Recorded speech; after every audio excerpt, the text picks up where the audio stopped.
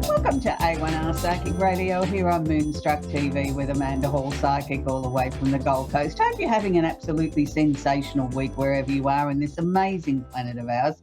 Here in Australia, it's cold, it's wet, it's windy, and I'm complaining because it's winter. But I'm sure in the Northern Hemisphere, you're out having some fun. You've celebrated the 4th of July last week. You're out barbecuing and enjoying the sunshine and sort of just enjoying being free. And I think that's the important thing is that, we have so much to be thankful for and so much in the world that is actually free that we can go and do that puts a smile on our face. So this week, the Simply Tarot card of the week is where it all began. It's called the Ace of Wands. Now, the Ace of Wands is new beginnings, birth of baby, or new ideas. Now, I'm sure most of us aren't going to have a birth of a baby this week. I'm sure there's some people out there that are welcoming a little bundle of joy. But for most of us, it's about new beginnings, new ideas, new opportunities, things coming out of sort of nowhere. And it's a very positive card. As I said, this was where it all began for me with the Simply Tarot set. This is actually my hand on the photograph of the card and a piece of frangipani bush, which is out of my garden, which is the card.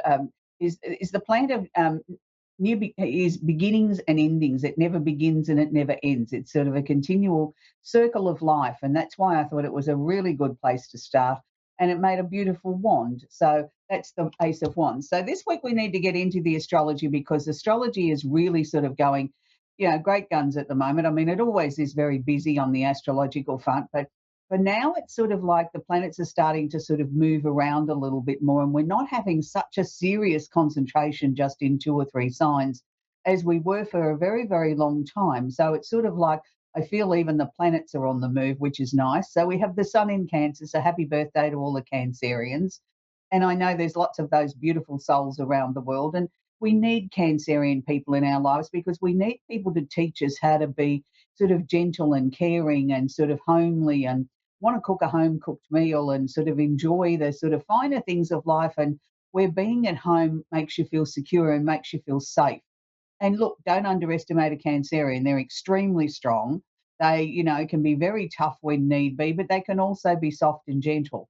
And I know I speak for most Cancerians, and I'm not a Cancer, but most Cancerians I've ever worked with, I've known closely, say that there's not 5 food groups, there's 6, because they need to have a little bit of chocolate in their diet every single day. That's what makes them function. I'm not sure how true that is, but maybe that's their excuse for just loving the beautiful chocolate that's around the world. So you also have to look at a Cancer is a crab, and sometimes they can be seen to be going sideways to actually be going forward.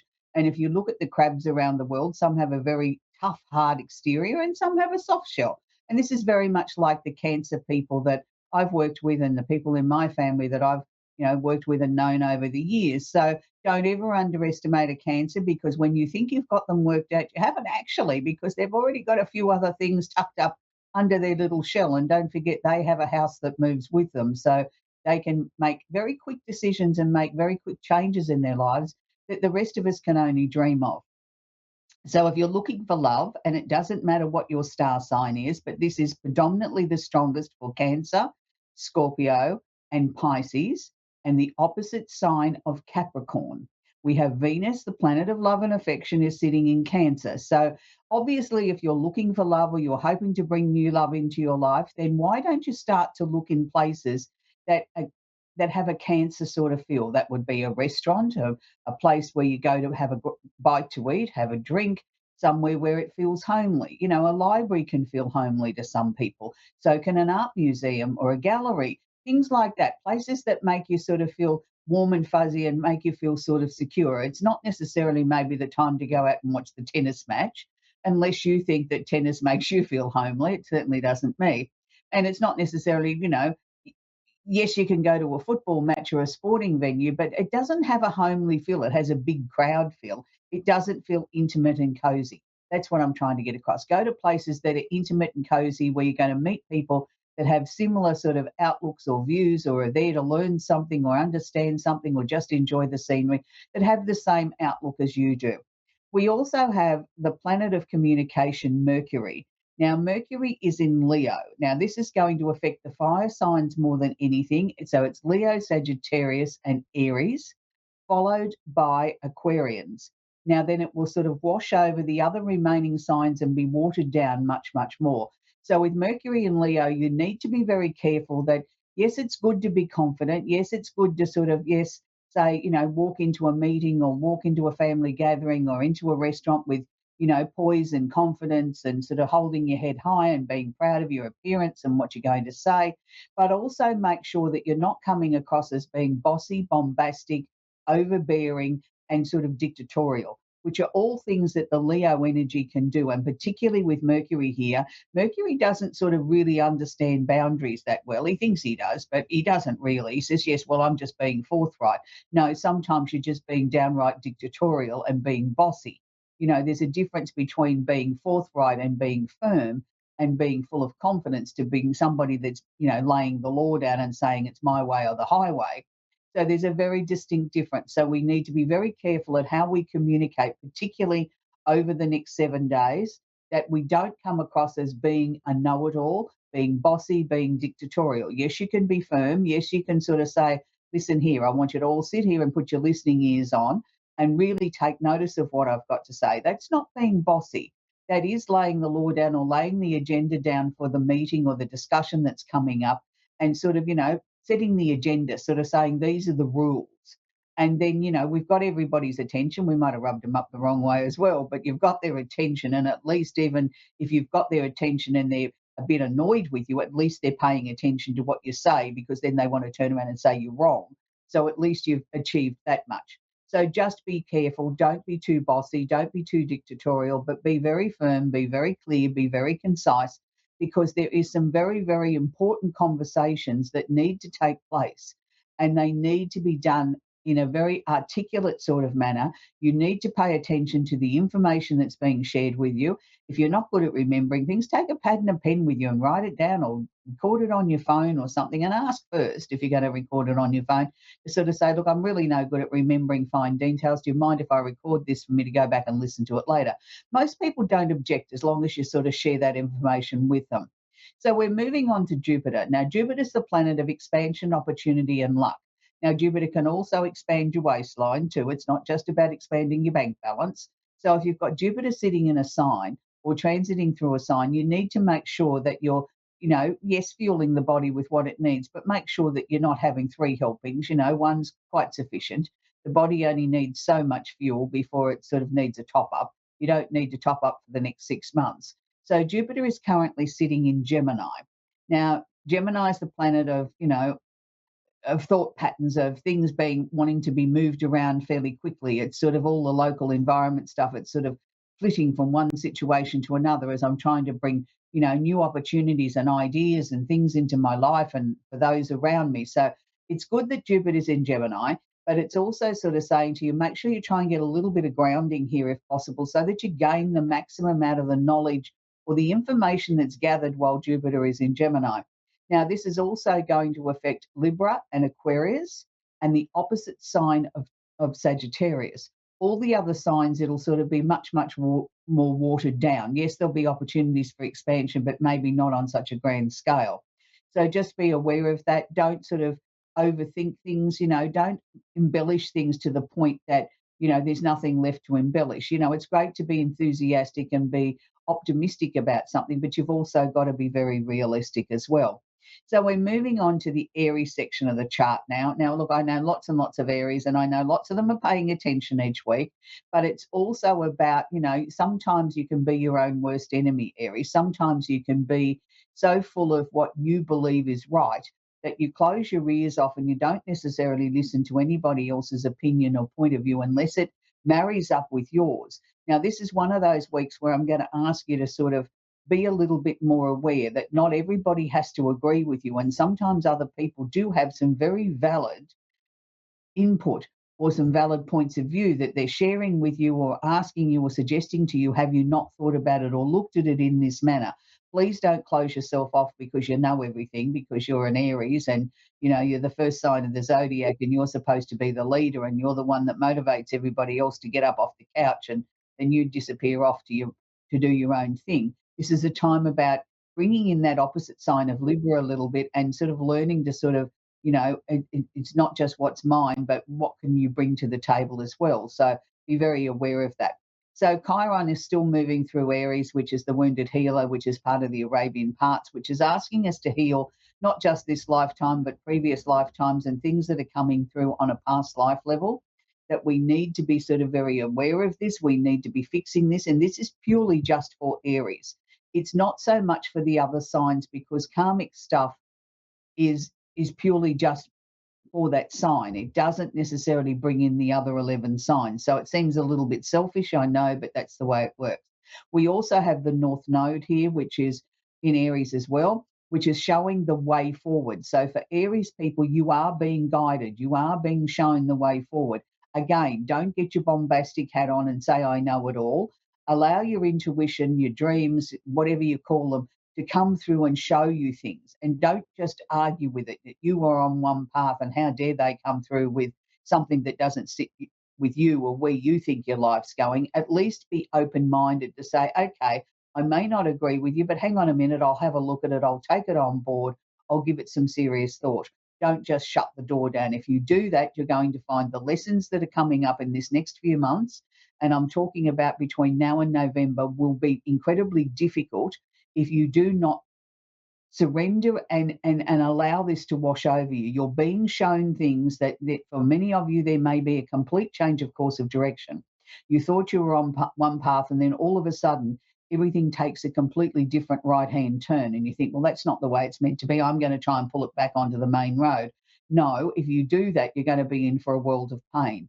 So you need to be sort of really open-minded. You need to be listening. And for some people, it'll be about going and having a little look at whatever it was that they were planning on bringing into their lives. And if you get there and it feels wrong, or the energy feels wrong, or something's falling apart, then regroup and maybe be open to a new direction is what I'm suggesting.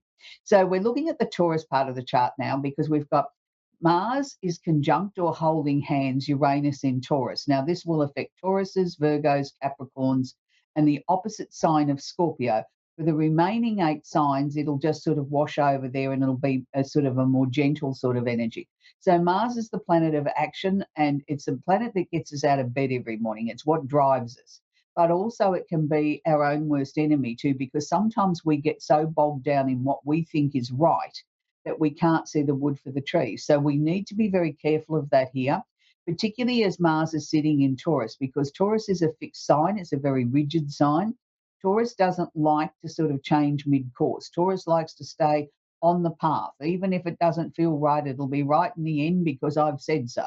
And sometimes by their own stubbornness and their own ability to sort of dig their heels in, they sometimes make their journey in life much tougher because they won't be a little bit flexible. And it is known as a fixed sign, so it is stubborn and pig-headed, and it's meant to be that. But sometimes we've got to let that break up a little bit. You know, instead of it being rock hard, let's maybe water it and turn it into a bit of a softer ground here.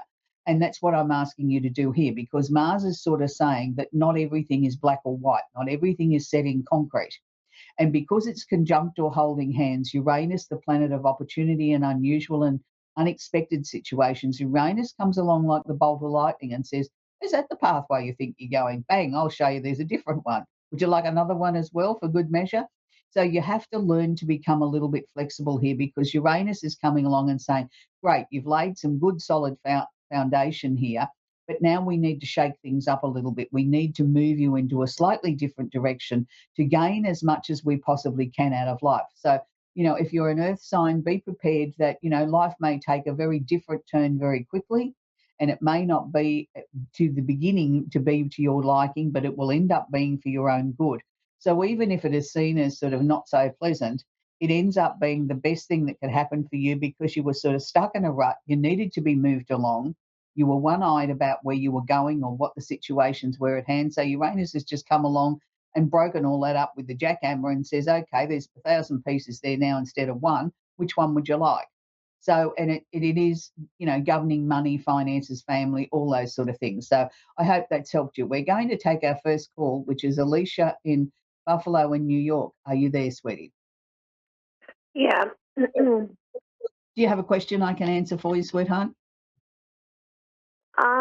No, I don't have one specifically. I guess more of just a general reading. Okay. The reason I ask, because it's just easier for me to tune in and answer a particular question. There's usually a reason why you call into the show. There's something that you want answered or something you want to know. But if you just want a general situation, that's fine.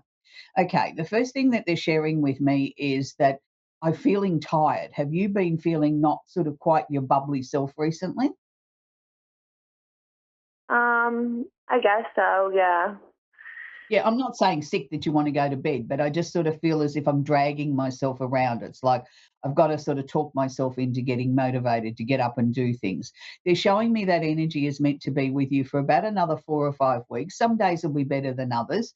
It's a time for not to fighting it. It's like just go with the flow, go with the energy that's there because there'll be some days that you have immense energy and you'll get a lot done, and then there'll be other days where you just want to sort of take it steady, sit in the couch, read a book, watch the TV, and just watch the world go by. And that's okay too. It's a part of a transition time in your life at the moment. So we need to sort of honor the energy as it's coming through. So if it's a high energy day, we get up off the couch and we do lots of stuff. If it's a lower energy day, then we acknowledge that as well. Is there in the back of your mind, have you been contemplating either making changes to where you're living or the potential of a move of residence? Because that's what they're showing me. Yes. So, which was it? Making changes or moving? Um, moving towards the end of the year. Right. Okay. All right. That's good because they were showing me it wasn't to be just yet. If it's towards the end of the year, that's good. Have you got a plan afoot there at where you'd like to go or what you're hoping to achieve? Uh, yeah, I'm gonna go back to Florida. I have some health issues, and that's where my health insurance is. Right. Okay. Well, that's not such a stupid idea. So that's again coming back to those energy levels then that I was picking up at the very Yeah, beginning. If you've got some health issues, that sort of not saying you're sick enough to be in bed, but it is something that's a major part of your life that you have to be aware of. And I think you have to honor that. Honor the fact that some days you don't feel like doing anything. And if minimize what physical activity you do and give your body a chance to sort of rest and catch up a little bit. I think we're our own worst enemy. We think we've got to keep going and going and going instead of sort of saying, well, okay, I can cut today's chores in half and we'll get to them over the next few days or the next week. The world's not going to end if you don't do the dishes. It might annoy you, but it's not yeah, going to end. So, you got to sort of start, I think, reorganizing how you're looking at things or how you're thinking about things. But I certainly feel when you go back to Florida, it's like I can go, oh, finally I can exhale. It's sort of like I feel more secure there. And it's not just because of your health insurance. I just think the whole energy of the whole place sort of suits you better. And I've never been to either place, New York or Florida, but to me, it just sort of feels like it'd be a little bit calmer, a little bit more laid back. yeah. I Mhm. have a Um, lot of history in New York. That's not good. So Okay. Well, then maybe it's time to put that to bed. yeah, By making the move, when you've made the move and you allow your thoughts to come in and out, that'll be the healing for you in many ways.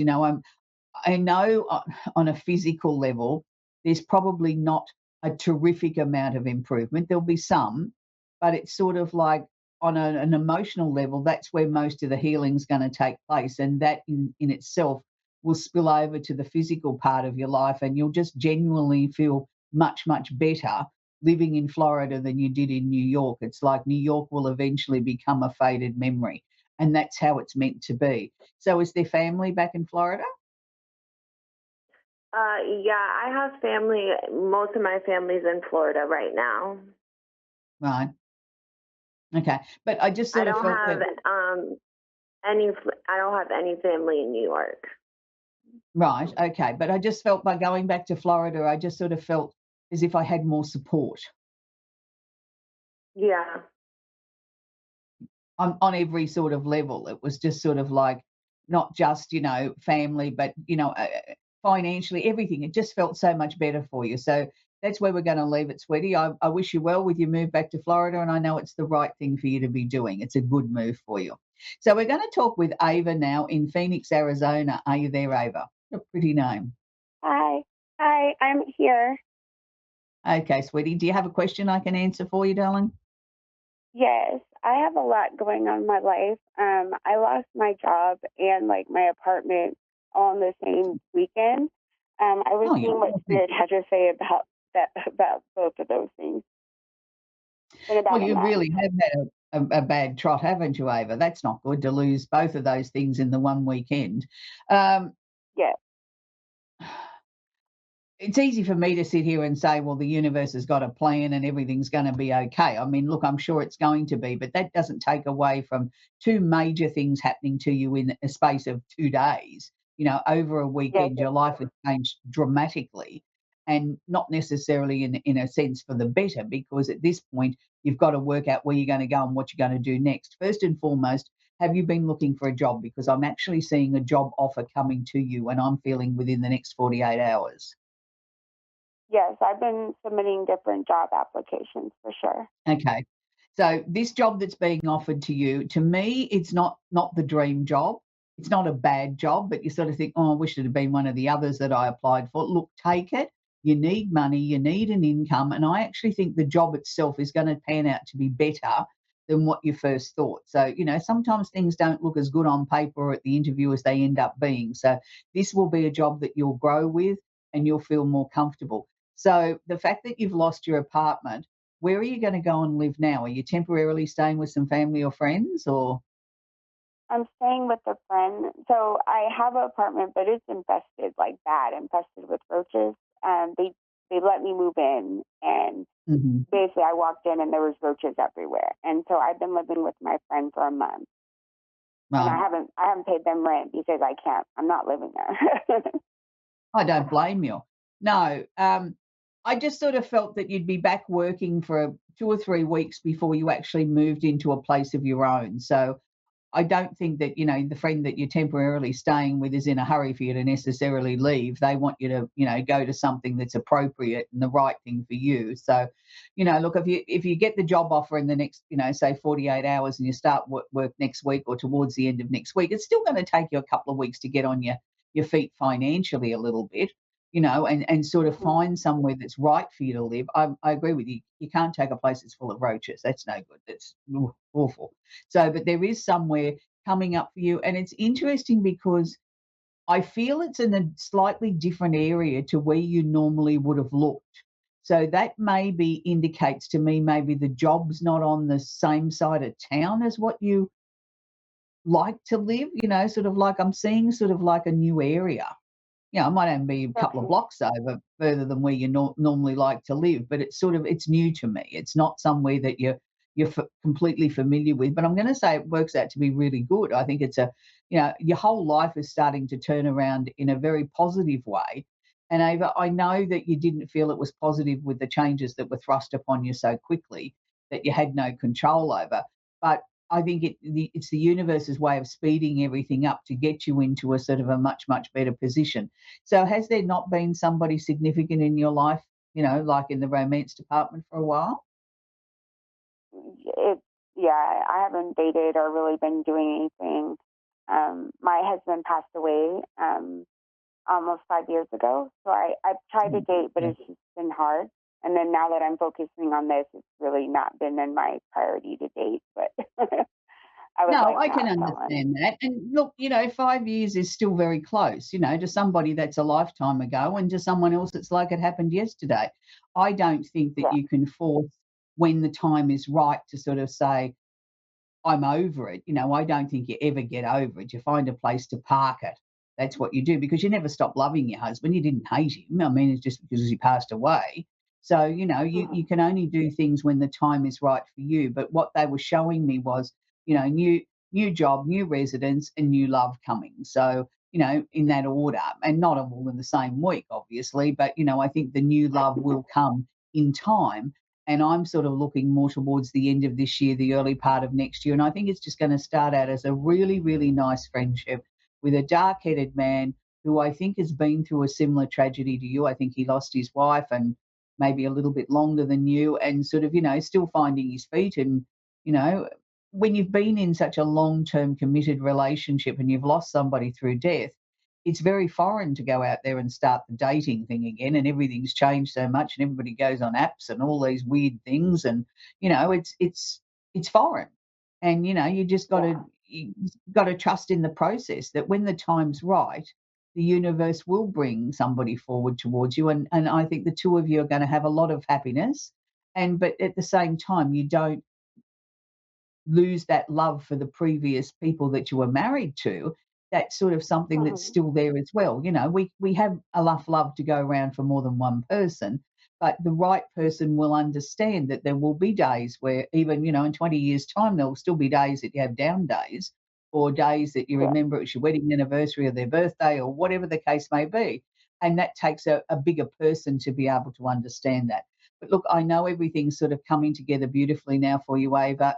Sort of energy levels are starting to come back. I know it's hard, being a widow. It's not something that's easy at any time, but just know your husband's around you and he's smiling and he's helping smooth the pathway, sweetie. Anyway, that's where we've got to leave Ava now. It's been an interesting week all around the world, and lots of changes and a lot of political stuff, and we're not going to go there.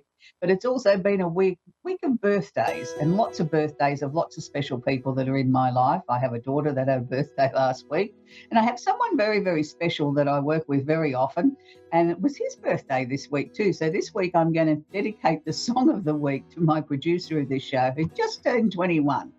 And I know he's a big Helen Reddy fan, and I'm going to leave you with one of his favourite songs called Angie Baby.